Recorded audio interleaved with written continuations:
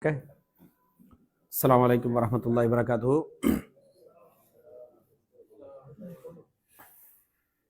Alhamdulillahi rabbil alamin. Assalatu wassalamu ala asyrafil anbiya'i wal mursalin wa ala alihi wa sahbihi ajma'in wa man tabi'ahum bi ihsanin ila yaumiddin, amma ba'd.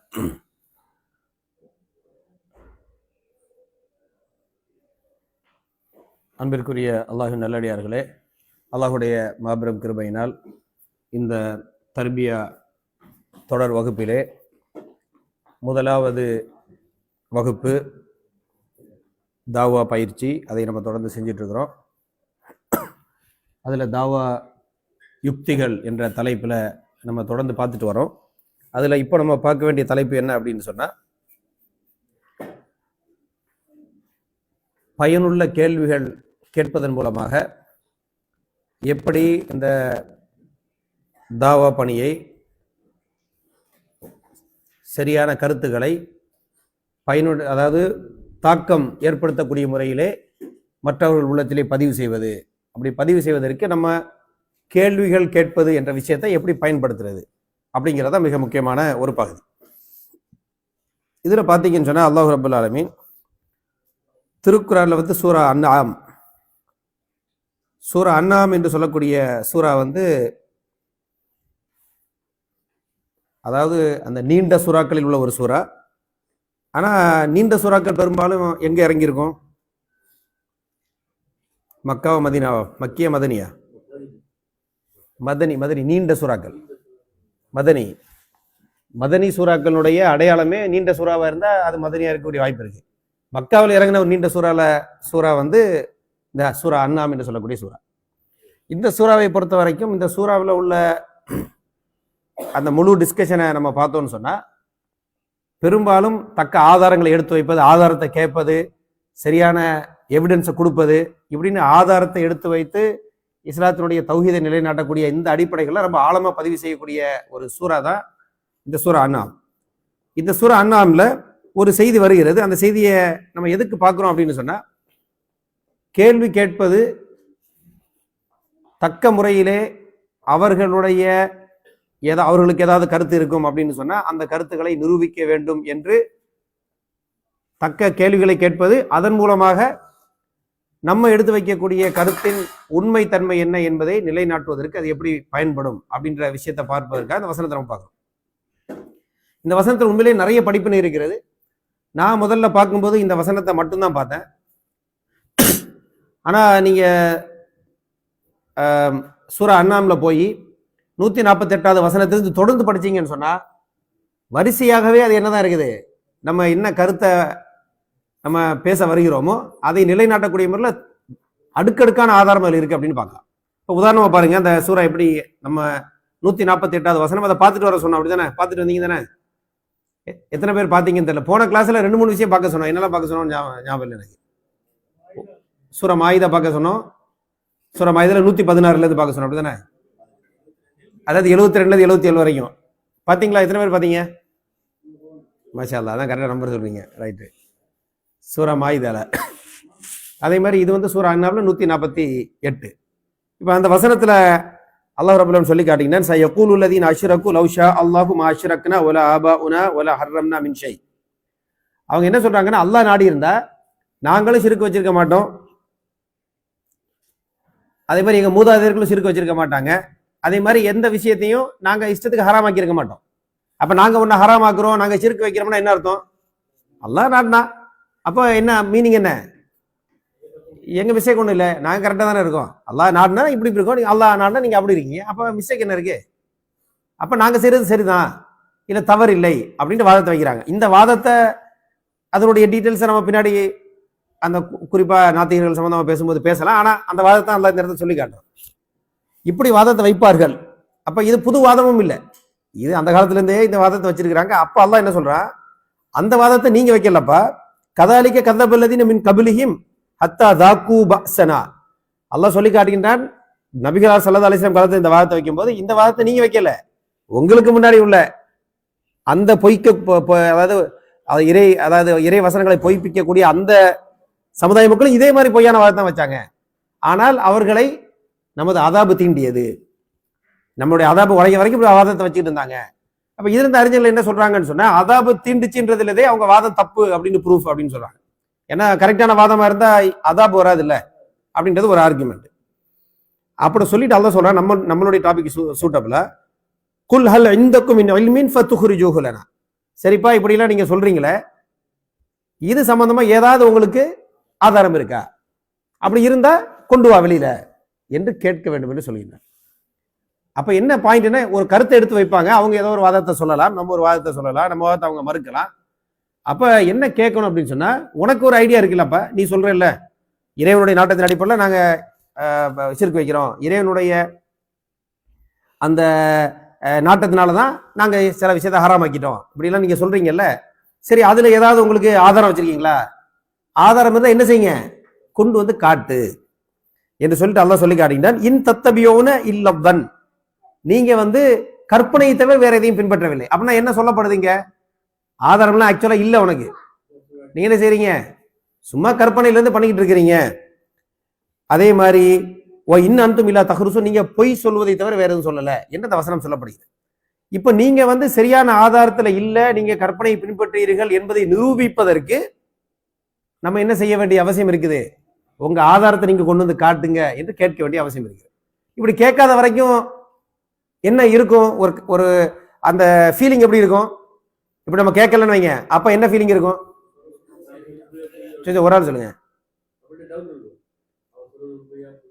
நம்மள்ட்ட doubt இருக்க மாட்டேன், அவங்களுக்கு என்ன இருக்கும்? நம்மளுக்கு ஒரு பக்கம், நமக்கு தான் டவுட் இல்லையே, நம்ம தான் தெளிவா இருக்கணும் தான் பேசிட்டு. அவங்களுக்கு என்ன ஃபீலிங் இருக்கும்னு சொன்னா, அவங்க ஏதோ கரெக்டா இருந்துகிட்டு நம்மள்ட்ட எவிடன்ஸ் கேட்கிற மாதிரி ஒரு ஃபீலிங் இருந்துகிட்டே இருக்கும். புரியுதா? அவங்க ஒரு கருத்தை சொல்றாங்க, நம்ம ஒரு ஆதாரத்தை எடுத்து வைப்போம், இது சரியில்லைப்பா, இன்னொரு ஆதாரத்தை எடுத்து வச்சு இது சரியில்லைன்னு சொல்லும் போது அவங்களுக்கு மைண்ட்ல என்ன ஃபீலிங் இருக்கும், நம்ம ஒரு கரெக்டான பொசிஷன்ல இருக்கிறோம், இவங்க இன்னும் வரைக்கும் என்ன செய்யல, ஒரு தக்க ஆதாரத்தை கொண்டு வரலன்ற ஒரு ஃபீலிங் இருக்கும். அந்த ஃபீலிங் சரியான ஃபீலிங் இல்லை. ஏன் சரியான ஃபீலிங் இல்லைன்னா, அவங்க இருக்கிறது என்னது, தவறுல இருக்கிறாங்க, பாத்துல இருக்கிறாங்க, அது உண்மை கிடையாது, கற்பனையில் இருக்கிறாங்க. அது வெளிக்கொண்டு வரதுக்கு என்ன செய்யணும், அவங்களுக்கே இல்லப்பா நம்ம சரியான ஆதாரத்துல இல்ல அப்படிங்கிறத புரிய வைக்கிறதுக்கு என்ன செய்யணும், இந்த கேள்வி கேட்கணும், சரிப்பா உன் ஆதாரத்தை கொண்டு வாடி. அப்படி கேட்கும் போதுதான் என்ன வெளிப்படும் என்று சொன்னால், அவங்கள்ட்ட ஆதாரம் இல்லை என்றால், ஆதாரம் கொண்டு வரவில்லை என்றால் ஆதாரம் இல்லைன்னு அர்த்தம். புரியுதா? ஆதாரத்தை கொண்டு வரலன்னா என்ன மீனிங், அதுக்கு ஆதாரம் இல்லைன்னு அர்த்தம். இல்லாட்டி சம்டைம்ஸ் ஏதாவது ஒரு தப்பான ஆதாரத்தை கொண்டு வருவாங்க, கொண்டு வந்து அதை என்ன செய்யணும், இது எப்படி சார் ஆதாரமாகும் அப்படின்ட்டு அதை என்ன செய்யணும், தெளிவுபடுத்த வேண்டிய அவசியம் இருக்குது. அப்ப இந்த ஒரு விஷயத்த நம்ம செய்யலைன்னு சொன்னா, நம்ம எவ்வளவு பேசிக்கிட்டு இருந்தாலும் அவங்க ஒரு கரெக்ட் பொசிஷன் இருக்கிற மாதிரியும் நம்ம சரியா வராத மாதிரி ஒரு ஃபீலிங் இருந்துகிட்டே இருக்கும். அந்த ஃபீலிங்ல இருந்தோம், அந்த மாதிரிப்பட்ட ஒரு சிந்தனையில் இருந்தால் நம்ம கருத்து எடுத்து வைப்பது உள்ளத்துல வரைக்கும் போய் சேருவதற்கு இது ஒரு தடையா இருக்கக்கூடிய சாத்தியம் இருக்கு.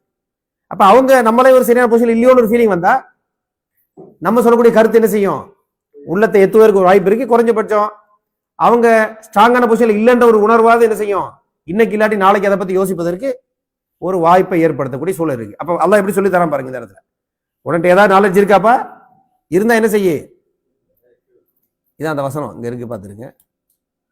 ஓகே, இருந்தா என்ன செய்ய, கொண்டு வா என்று அல்லாஹ் சொல்லி காட்டுகிறான்.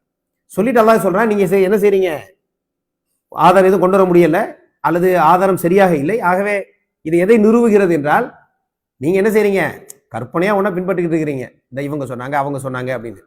உண்மையில என்ன கிடையாது, அதுக்கு சரியான ஆதாரம் இல்லை, நீங்க ஒரு பொய்யான விஷயத்தை தான் பின்பற்றீங்க அப்படின்ட்டு நிரூபிக்க முடியும்.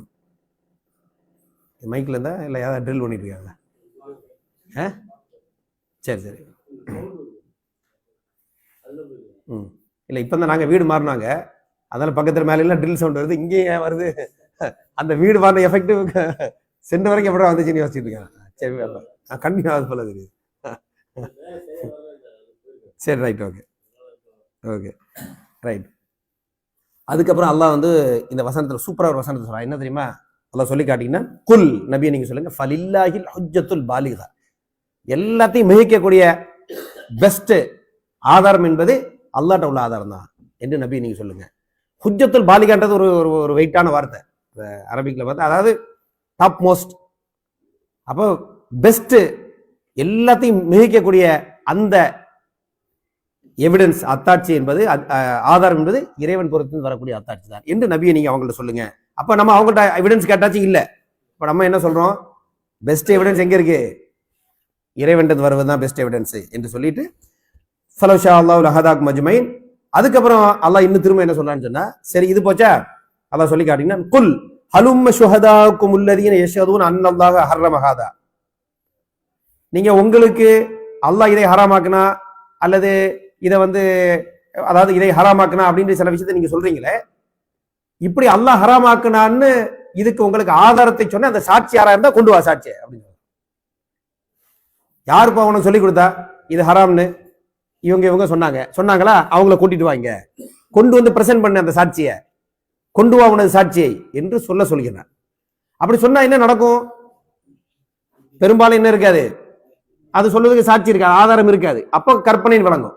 சில சமயம் என்ன செய்யும், சாட்சியை கொண்டு வந்தா அந்த சாட்சி எப்படி இருக்கும் சொல்லுங்க, ஒரு ஆள் சொல்லுங்க. தவறா இருக்கு இல்ல பொய்யான சாட்சியா இருக்கு? புரியுதா? ரெண்டு சான்ஸ் இருக்கு. ஒண்ணு, சாட்சியை கொண்டு வர மாட்டாங்க, கொண்டு வராட்டி என்ன இல்ல ஆதாரம் இல்லைன்னு அர்த்தம், அதுலயே விஷயம் க்ளோஸ் ஆயிரும்.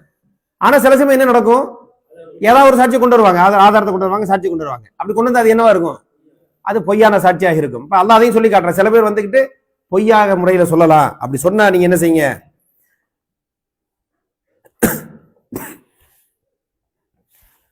அப்படி சொன்ன ஃபைன் ஷஹிது ஃபலா தஷ்ஹத் மாஹும், அப்படி யாராவது பொய் சொன்னா அவங்களோட நீங்க என்ன செய்யாதீங்க, அதை உடன்படாதீங்க. அதனுடைய தவறு என்ன அப்படிங்கிறத நீங்க எடுத்து சுட்டி காட்ட வேண்டிய அவசியம் இருக்கிறது. வலா தத்தபி அஹ்வா அல்லதீன கذبوا பிஆயாத்தினா வல்லதீன லா யுமினூன பில் ஆখিরাতি வஹும் பிரப்பிஹிம் யாதிலூன். இறைவனுக்கு இணை வைக்கக்கூடிய, மறுமையை மறுக்கக்கூடிய, இறைவனை அதை பொய்ப்பிக்கக்கூடிய அந்த மக்களுடைய, இறை வசனத்தை பொய்ப்பிக்கக்கூடிய அந்த மக்களுடைய அந்த மனோ இச்சைகளை நீங்கள் பின்பற்றாதீர்கள். அப்ப என்ன செய்யணும்? அவங்க தப்பா ஒரு சாட்சி கொண்டு வந்தாங்கன்னா அதுல என்ன தப்பு, இது எந்த வகையில சரியில்லைன்னு சொல்லணும். அப்ப சாட்சி பெரும்பாலும் கொண்டு வர மாட்டாங்க, அப்ப சாட்சி இல்லைன்னு அர்த்தம். இல்லைன்னா பொய் சாட்சி, தவறான ஒரு விஷயத்தை ஆதாரம் கொண்டு வரவங்க இதை தவறுன்னு பிரிச்சு காட்டக்கூடிய ஒரு தெளிவும் நமக்கு இருக்க வேண்டும் அப்படிங்கிற விஷயங்கள்லாம் இந்த வசனம் வருது. அப்ப இந்த வசனம் எவ்வளவு விஷயத்தை சொல்லுது பாருங்க. நீ ஆதாரத்தை கொண்டு வான்னு கேட்கணும். ஆதாரம் இல்லை அப்படிங்கிறது அவங்களுடைய அந்த பொசிஷன் எந்த ஒரு அதாவது ஒரு இதை அதான் என்ன சொல்றது, அவங்களுடைய பொசிஷன் தமிழுக்கு என்ன சொல்றது, அவங்க என்ன ஒரு நிலையை எடுத்துக்கிறாங்களோ அது தவறு என்பதை என்ன செய்யும், ஆதாரத்தை கொண்டு வா என்று கேட்பது நிரூபிக்கும். அப்ப நிரூபிக்கிறது இப்ப எப்படி நிரூபிக்கல, நம்ம ஆதாரத்தை கொடுத்து நிரூபிக்கல. உன்கிட்ட ஆதாரம் இல்லப்பா, அல்லது உன்கிட்ட உள்ள ஆதாரம் பலகீனமா இருக்கு, இதை வச்சுக்கிட்டா நீ பேச வந்த அப்படிங்கிறத என்ன செஞ்சிடும், அதை நிரூபிக்கும். இது முக்கியமான ஒரு பகுதி. அப்ப அந்த மாதிரி ஒரு படிப்பினை தான் இந்த வசனத்தில் இருக்கு அப்படின்னு பாக்குறோம். அதே மாதிரி உனக்கு சாட்சி இருந்தா சாட்சியை கொண்டு வா அப்படின்னு சொல்லக்கூடிய விஷயங்களை பார்க்குறோம். இது மாதிரி நிறைய வசனங்கள் இது சம்பந்தமா இருக்குது. உதாரணமா பார்த்தீங்கன்னு சொன்னா அல்லாஹ் ரபுல் ஆலமீன் திருக்குறான்ல இந்த இதுலயே பாத்தீங்கன்னா அதுக்கு அடுத்த வசனத்துல அல்லாஹ் ரபுல் ஆலமீன் சொல்லி காட்டிங்கன்னா குல் தஆலவ் அத்லு மா ஹர்ரம ரப்புக்கும் அலைக்கும். சரி, உங்கள்கிட்ட சாட்சி இல்ல, அல்லாஹ் இதை ஹராமாக்குனான்னு சொல்றதுக்கு சுகதாக்கள் இல்ல.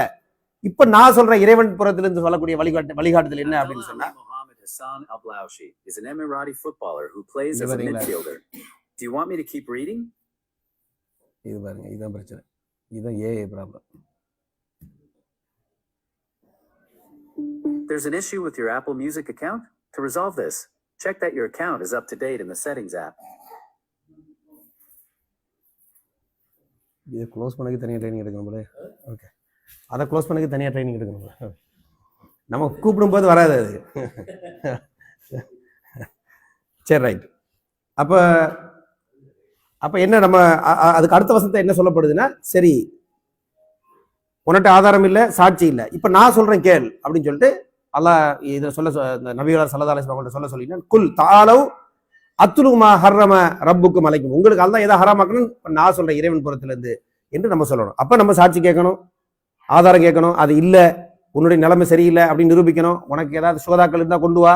சாட்சி இல்லை, அப்ப உன் நிலைமை சரியில்லை, அதோட விடுறது இல்லை. இப்ப நான் என்ன சொல்றேன், எது கரெக்டான விஷயம் கேளு. அப்ப கரெக்டான விஷயம் எதுன்னு கேட்கறதுக்கு முன்னாடி ஏற்கனவே என்ன நடந்திருக்குது, உன்னிட்ட எது கரெக்டான விஷயம் இல்லப்பா அப்படின்றத இங்க என்ன செஞ்சிருக்கப்பட்டிருக்கு, நிரூபிக்கப்பட்டிருக்கு. உன்ன ஒண்ணு சரியா இல்ல, நீ பலகீனமா தான் இருக்கிற, நீ ஒரு ஸ்ட்ராங் கிரவுண்ட்ல எல்லாம் இல்ல, அப்ப ஏற்கனவே பலகீனத்தில் இருக்கல. இப்ப நான் சொல்றேன் கரெக்டான விஷயத்தை கேளுப்பா அப்படின்னு.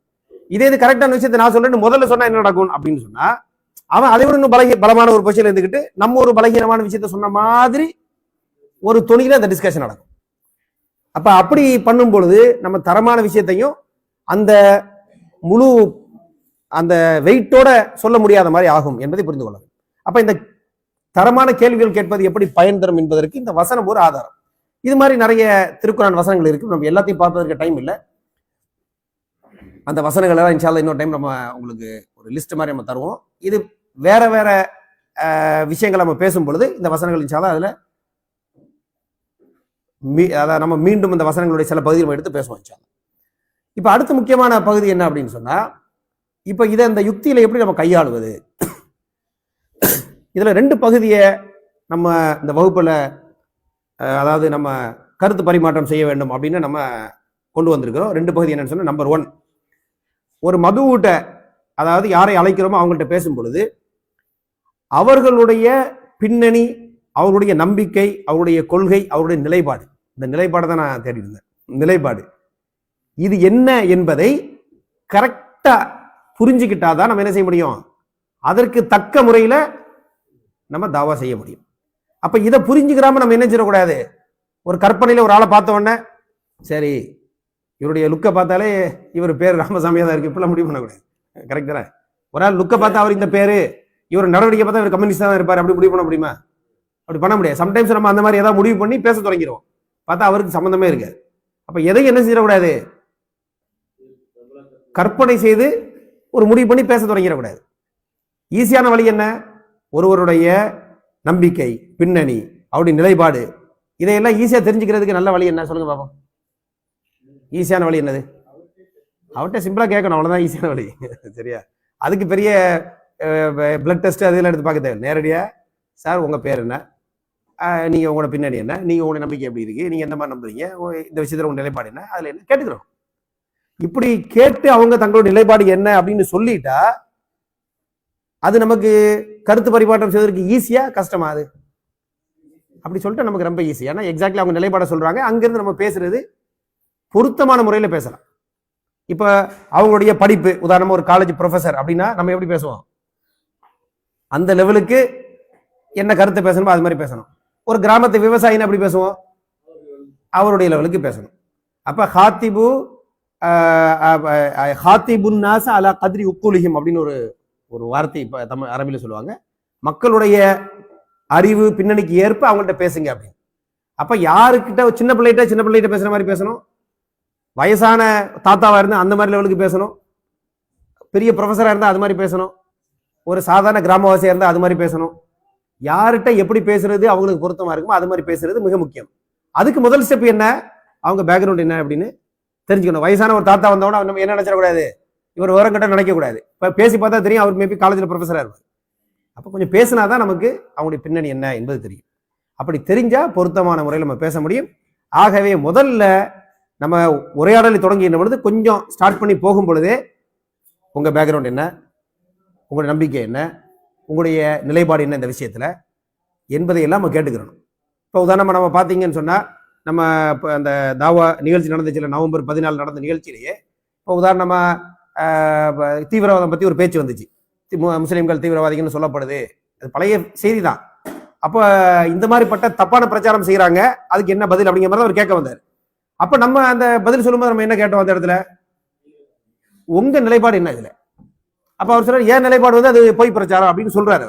இப்ப அவர் நிலைப்பாடு கேட்டுட்ட உடனே இப்ப நமக்கு ஈஸி ஆன்சர் பண்ணது எப்படி ஆயிடுது, நம்ம ஆன்சர் பண்ணதுக்கு முன்னாடியே ஆன்சர் முடிஞ்சிருச்சு. அப்ப அவரு நம்மளோட ஃப்ரெண்டாகி வாங்க பாய் நம்மளாம் ஒரு டீம்னு சொல்லி பேசிட்டு போயிடலாம். அப்ப இப்படி பேசுறதுக்கு அவங்க நிலைப்பாடு என்னன்னு கேட்கறது முக்கியம். அவங்க நிலைப்பாடுக்கு ஏற்ப நம்ம என்ன செய்யலாம், பதில் சொல்வது பொருத்தமாக இருக்கும். இப்ப இதுக்கு அழகான உதாரணம், அவங்க பின்னணி தெரிஞ்சு பேசுவது முக்கியம் என்பதற்கு இதுக்கு முன்னாடியே ஒரு ஹதீஸை நம்ம பார்த்தோம். அந்த ஹதீஸ் என்னன்னு சொல்ல முடியுமா? ரசூல் ஸல்லல்லாஹு அலைஹி வஸல்லம் வந்து ஒரு சஹாபிட்ட சொல்றாங்க, தாவாவுடைய அவுலவியா பத்தி பேசும்போது,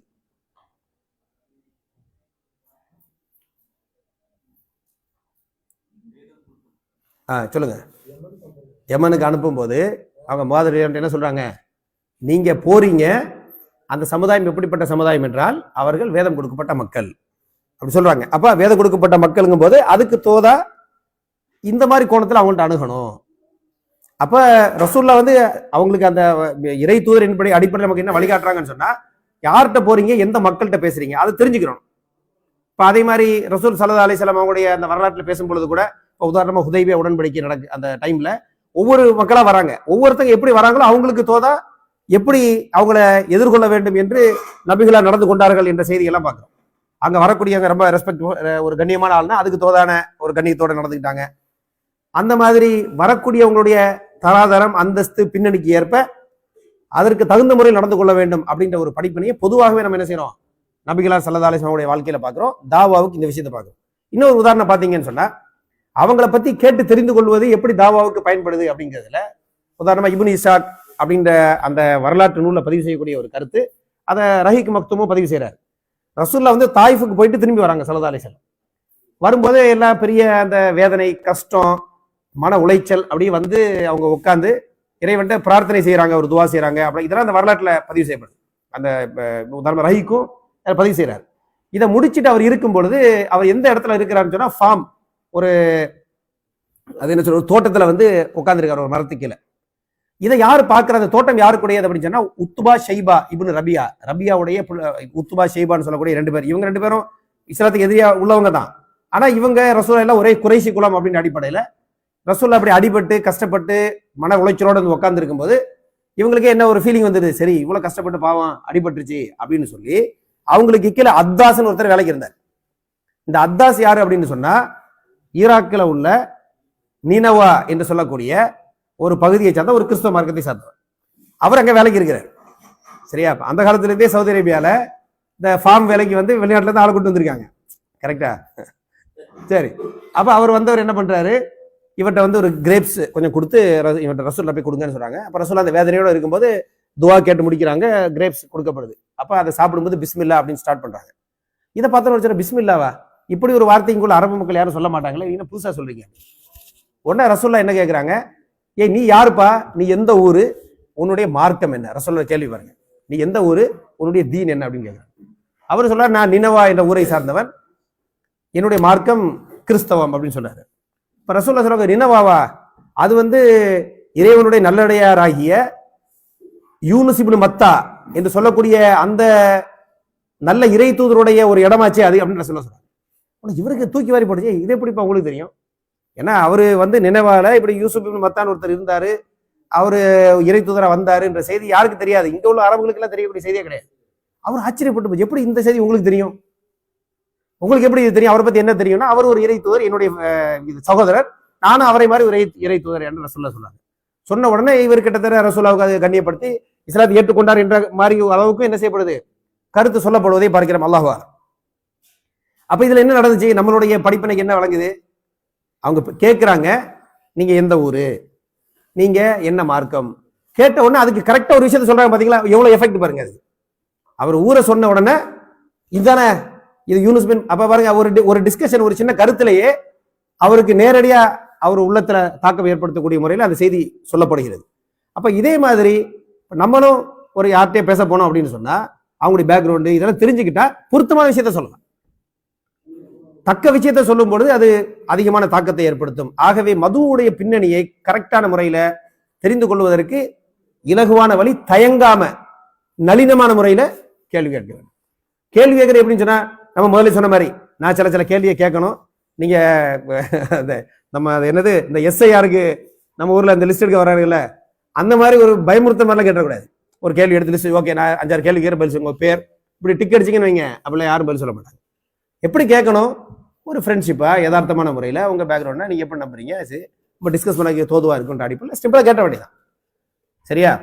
அப்ப அதே மாதிரி நீங்க பாத்தீங்கன்னு சொன்னா, இந்த மாதிரி சில டாக் ஷோ, அதாவது மார்க் ரீதியான உரையாடல் நடக்கக்கூடிய நிறைய டாக் ஷோ ஆன்லைன்ல பார்க்கலாம். உதாரணமா முஸ்லீம் லேண்டன் அப்படின்னு ஒரு சேனல் இருக்கு.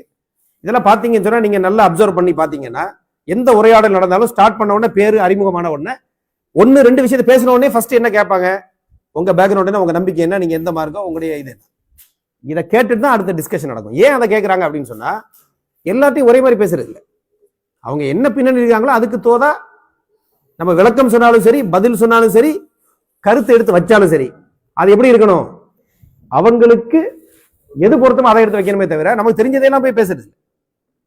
கரெக்ட் தானே? இப்ப டாக்டர் வந்து பேஷண்ட்டுக்கு மருந்து கொடுத்தா என்ன செய்வாரு, வந்த உடனே உங்க வாங்க உங்களை பார்த்தா சரி பரவாயில்ல நீங்க பண்ணாதுங்க, இவருக்கு இவருக்கு அப்படி எழுதுது இல்லை. அவன் என்னன்னு விசாரிக்கணும், இதை கேட்கணும், தேவையான விஷயத்த செக் பண்ணிட்டு அப்புறம் தான் என்ன செய்ய முடியும்.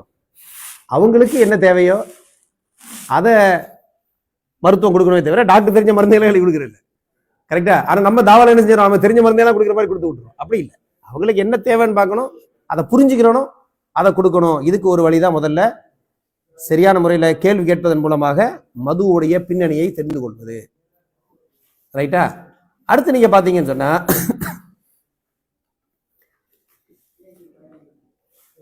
இரண்டாவது முக்கியமான விஷயம் அப்படின்னு என்னன்னு சொன்னா, தாவா உரையாடல்கள்ல தாவா உரையாடல் மட்டும் இல்லை, பொதுவாகவே ஒரு உரையாடல் நடக்குது அப்படின்னு சொன்னா உரையாடல்ல ஸ்ட்ராங் பொசிஷன்ல யார் இருக்கா, உரையாடலை எந்த திசையில செலுத்தணுமோ எந்த திசையில செலுத்த வேண்டும் என்று முடிவு செய்யக்கூடிய பொசிஷன்ல யார் இருக்கான்னு நினைக்கிறீங்க நீங்க? உரையாடல் நடக்கும் பொழுது அந்த உரையாடல்ல ஸ்ட்ராங் ஒரு அதாவது பலமான ஒரு நிலைப்பாட்டில் யார் இருக்கா, பலமான பொசிஷன்ல யார் இருக்கிறா, உரையாடலை எந்த திசையில செலுத்த வேண்டும் என்பதை யார் நார்மலா தீர்மானிக்கிறாங்க சொல்லுங்க பாப்பா. பெரும்பாலும் கேள்வி கேட்கவங்க. நீங்க நல்லா பாருங்க, இப்ப நம்ம டிவி டிபேட்ல எல்லாம் வந்து உரையாடல் நடக்குது இல்ல, டிவி டிபேட்ல வந்து நீங்க எவ்வளவுதான் ப்ரிப்பேர் பண்ணிட்டு போனாலும் உரையாடலை இழுத்து கொண்டு போதை யார் கொண்டு போறா? டிவி ஆங்கர் தான் கொண்டு போவா. டிவி ஆங்கர் நீங்க நினைச்ச மாதிரி இழுத்துட்டு போயிடுவா உரையாடல். கரெக்டா?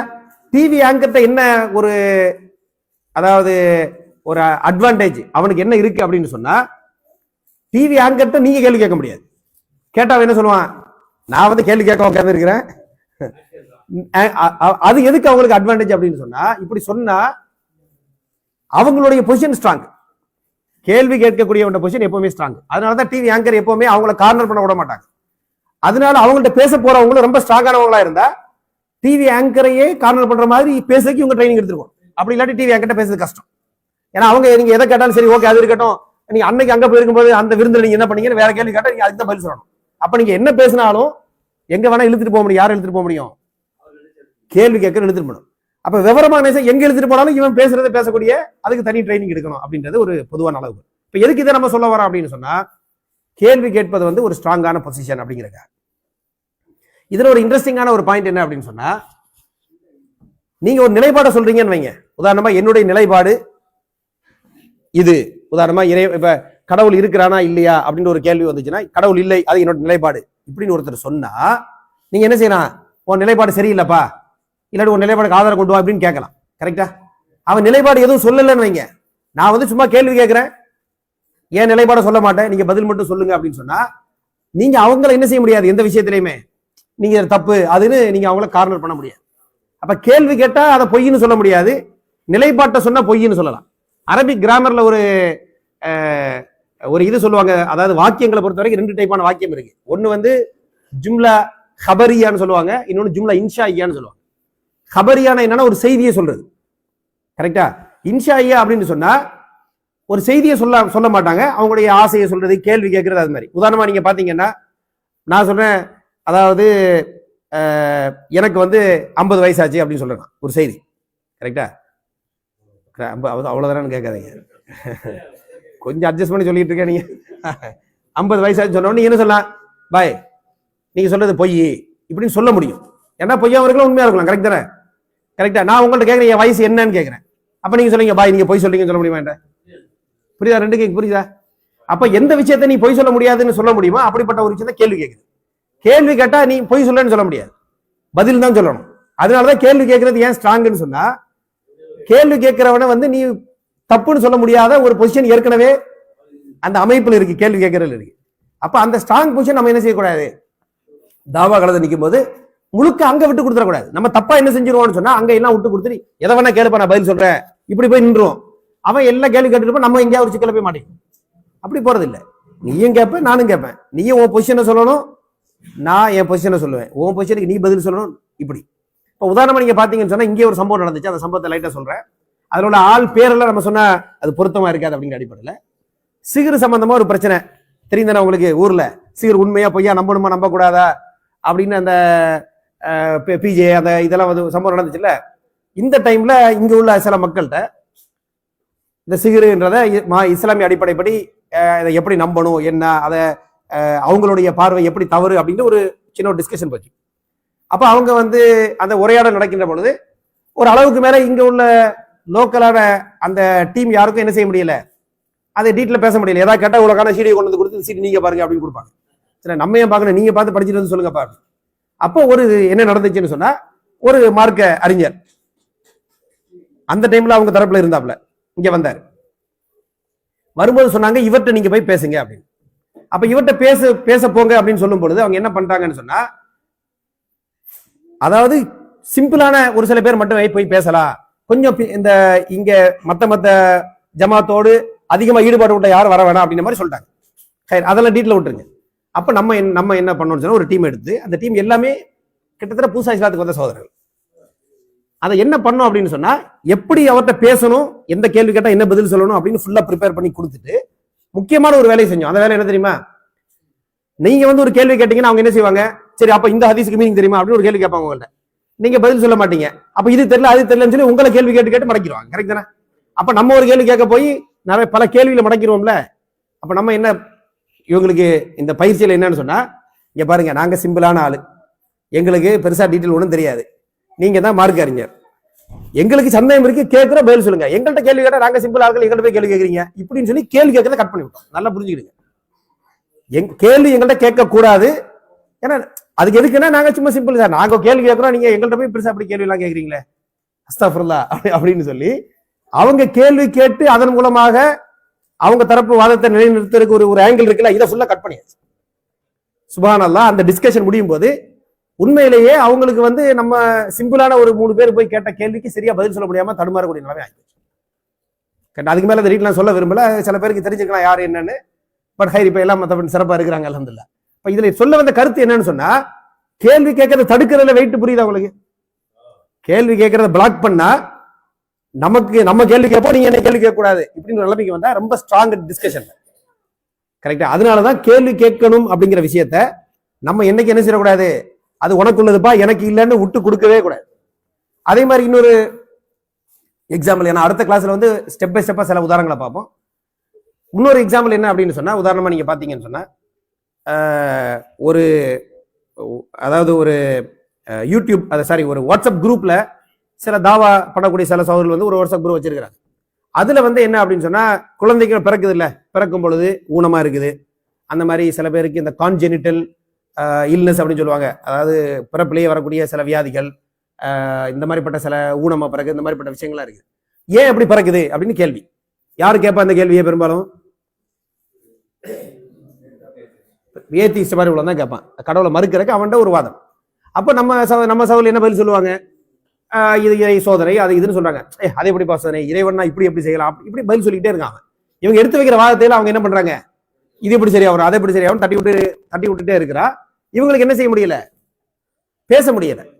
அப்ப ஒரு டைம்ல வந்து அந்த மக்களுக்கு ஒரு அட்வைஸ் சொல்லப்படுது, நில்லுங்க, நீங்க அவங்கள்ட்ட என்ன சொல்லணும்னா, சார் எங்க கணக்குப்படி இப்படி, அது ஒரு பக்கம் இருக்கட்டும், உங்க லாஜிக் படி ஏன் ஊனமா பிறந்தா அது நீங்க சொல்லுங்க. உங்க லாஜிக் படி அது கெமிஸ்ட்ரி பயாலஜில பிரச்சனை ஆயிடுச்சுன்னு சொன்னா, அப்போ ஊனமா பிறந்தது வந்து ஏதோ தவறு நடந்து போச்சாங்க.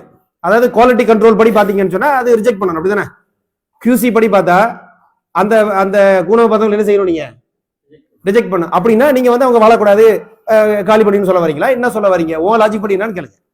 இப்படி கேட்கும்போது அவனுக்கு என்ன செய்யும், வேர்த்து விறுவிறுக்கு தொடங்கும்.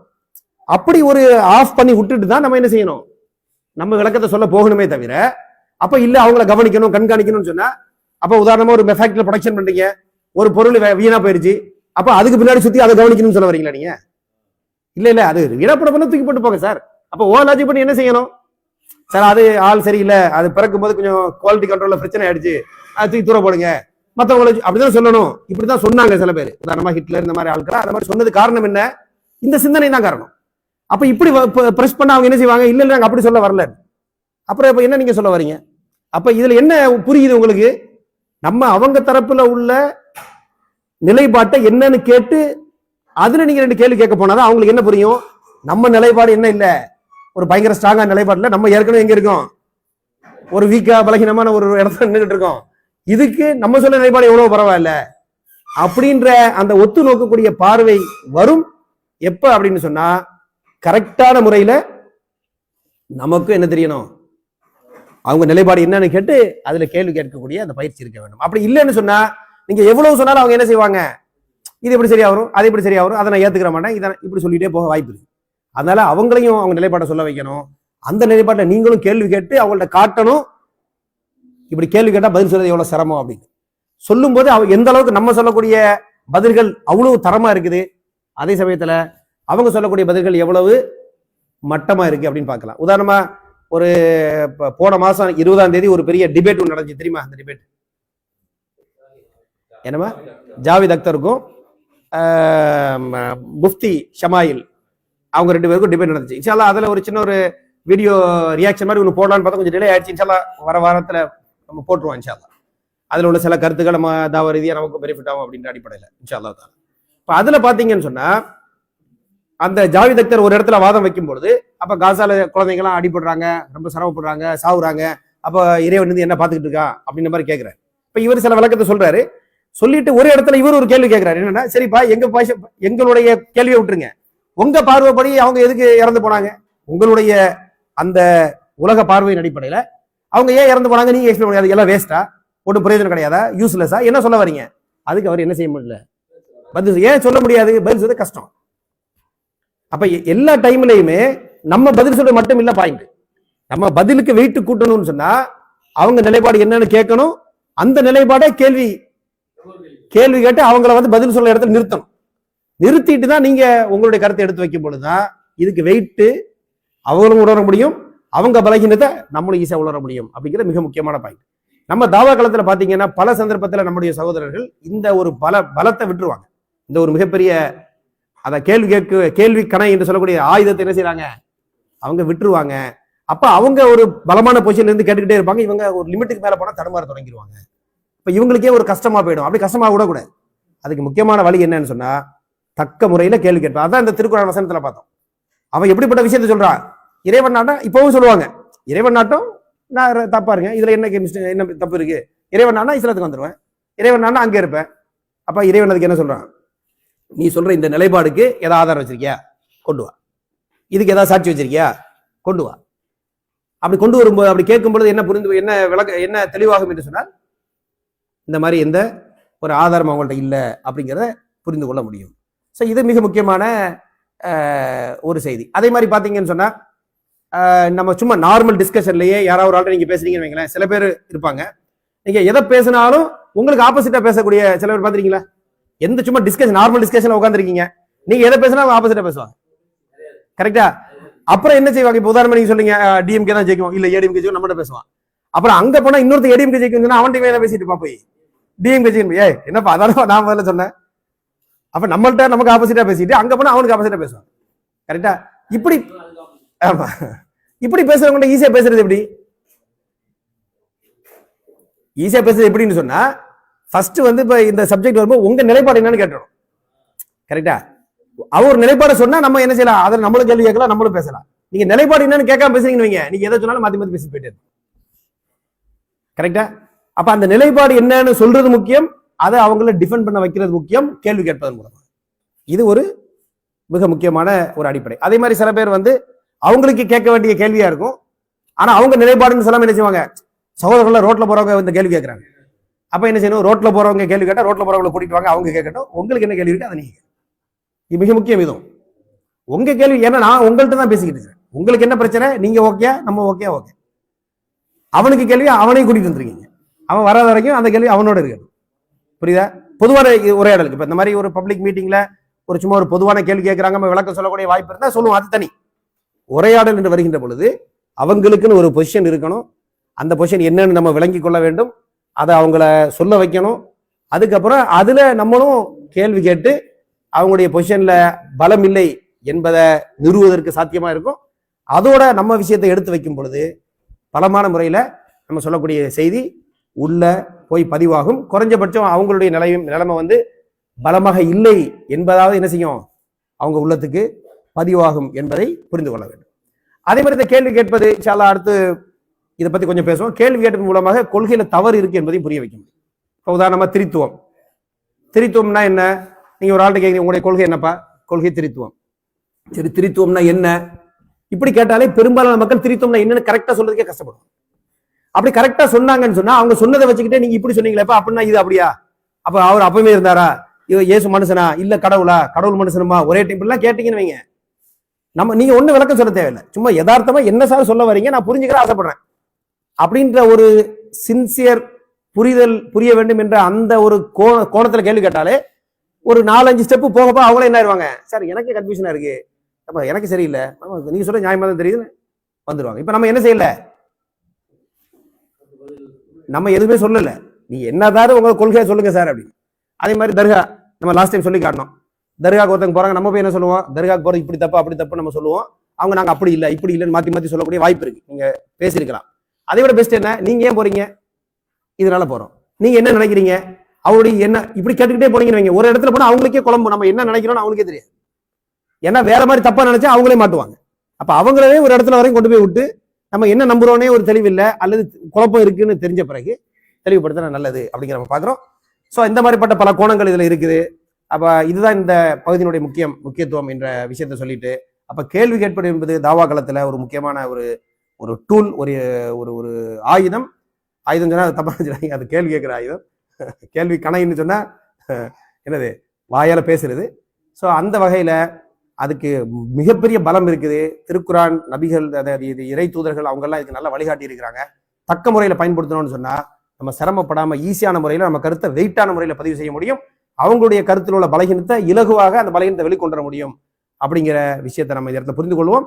அது ஒவ்வொரு கட்டத்துக்கு எந்தெந்த பட்ட மக்களுக்கு எப்படிப்பட்ட கேள்விகள் வருங்கிறத அந்தந்த வகுப்புகள் வரும்போது பார்த்துக் கொள்ளலாம். இதை ஒரு யுக்திங்கிற அடிப்படையில் இந்த வகுப்புல இதை நம்ம பேசி முடித்துக் கொள்வோம். இன்ஷா அல்லாஹ் அடுத்தடுத்த இன்ஷா அல்லாஹ் ப்ராப்ளி ரமலானுக்கு பிறகு இந்த தாவா கிளாஸ் தொடரும்னு நினைக்கிறேன். அதுக்கெல்லாம் வேற வகுப்புகள் இருக்கும். அந்த வகையில் நம்ம இன்ஷா அல்லாஹ் தொடருவோம். வாஹித் அல்ஹம்துலில்லாஹி ரப்பில் ஆலமீன். அஸ்ஸலாமு அலைக்கும் வரஹ்மத்துல்லாஹி வபரகாத்துஹு.